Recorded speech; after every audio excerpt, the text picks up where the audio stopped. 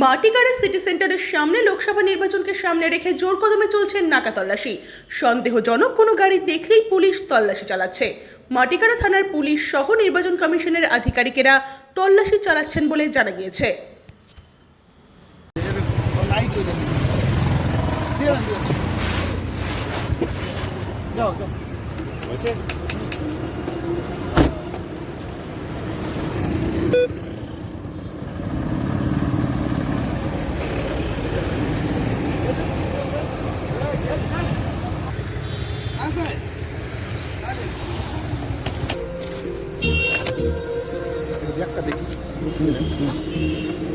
দেখে ভাইয়ের শুধু মোবাইলটা একটু ইয়ে করলে হয়ে যাবে। হ্যাঁ, ঠিক আছে, বাকি ঠিক আছে।